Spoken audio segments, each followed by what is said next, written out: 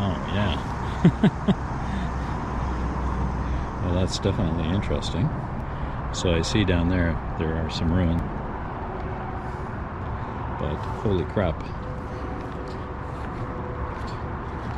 Yes, how do you get down there?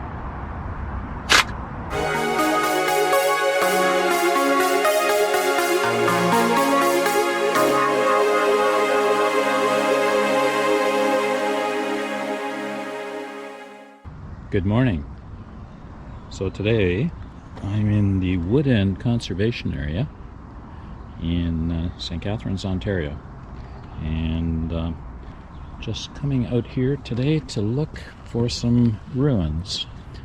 Apparently there's an old building, very likely a lime kiln, I believe, and I'm just trudging down the trail here to see what I can find. Oh wow. So we're right on the edge of the escarpment here, and you can plainly see it drops away. It's quite fantastic. So the Wood End Conservation Area is part of a, well, maybe it's a subset of a land grant given to a Peter Lampman back in the day, so approximately around 1780. Peter Lampman was granted a land grant of the astounding sum of 1,600 acres here. So the Lampman family built a homestead here and did some farming and that kind of thing. And apparently did so for several generations thereafter. So 1780 is a pretty significant time. You may know that the United Empire Loyalists were starting to come up to Canada around that time. These were folks who were either soldiers or civilians who were loyal to Britain and were fleeing the American Revolutionary War in the US. And because of their loyalty to the British Crown, they were given land grants to come up here. So kind of a pivotal point in Canadian history where settlers were coming in, albeit migrating up through North America and settling in this area.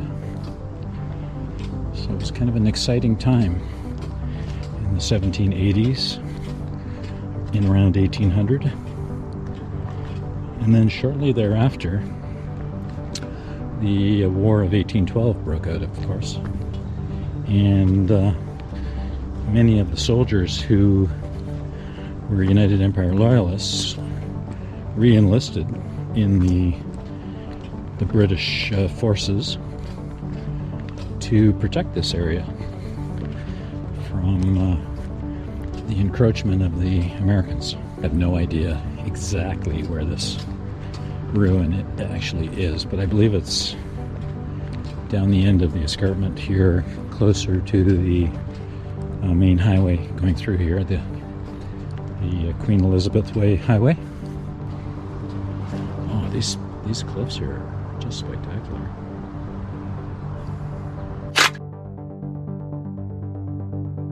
As I've found earlier in previous episodes, lime kilns are frequently built on the side of a hill, and I think the rationale for that was that you could load the top of the kiln directly from the top of the hill. It meant for some really tough geography in terms of working the kiln, I guess. You know, somebody would have to go below and feed it with wood or whatever they were using for fuel. Then they could easily bring in the rock charge from above. So we're visually in sight of the highway. So if we're going to see something, it should be around here somewhere.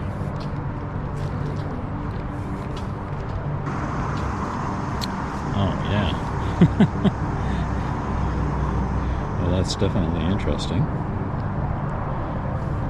So I see down there are some ruins. But holy crap. Yes, how do you get down there? So I can see a trail way down below there. It doesn't seem feasible to climb down the cliff. Yeah, I can see a trail down there. And so I wonder if you can walk the trail and then climb up a little bit.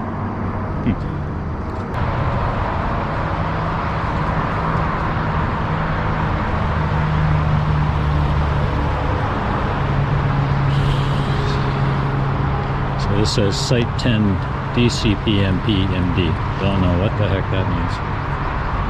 But there is some evidence here of like a quarry operation or something. And there's a big hole here where it looks like somebody has been digging. You know, maybe digging out the limestone for the kiln.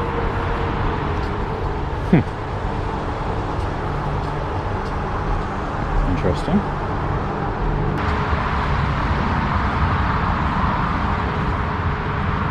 Check for ticks. I think we're good.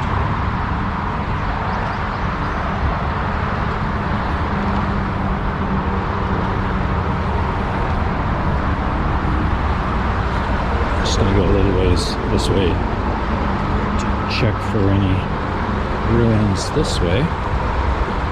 But I do know that there's something the other direction now.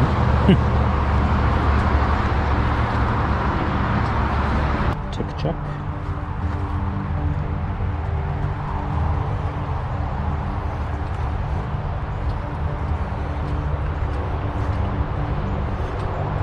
So I've been kind of wary about ticks the past few outings. It's I've had them on me like 2 or 3 times now in the past half a dozen excursions. So they seem to be quite bad this year. And I don't really know if you can get a vaccination or something like that for Lyme disease. I really should look into it. If you know, definitely leave a comment below.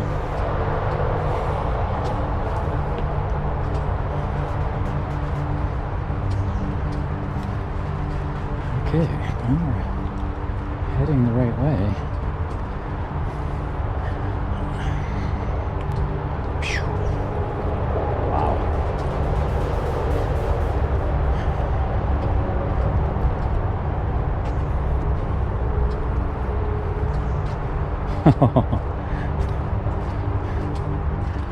So I see the ruins up there.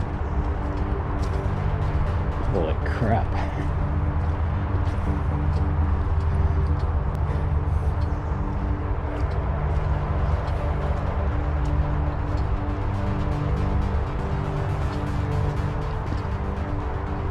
That's a bit of a hike up there.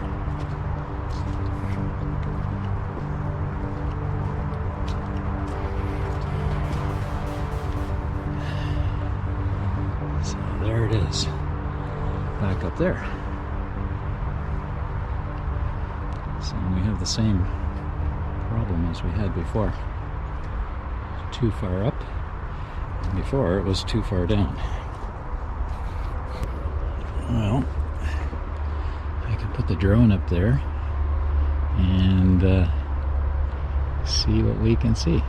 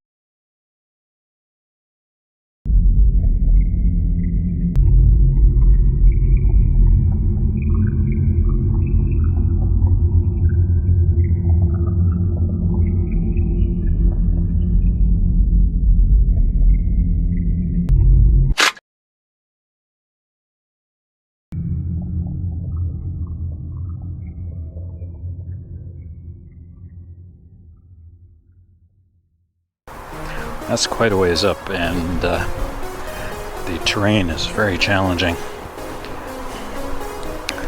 Not to mention all the leaves and branches in the way. So I'm sure the propellers on my drone are a little shorter than they were this morning when I set out. Anyways, that's the price of coming out with a drone and flying it through the forest. You're almost inevitably going to hit something somewhere along the line. I'm going to see if I can get back up the hill here and head back. If you like this kind of content, please like, comment, and subscribe. It really helps out the channel and motivates me to do more. Thanks for watching.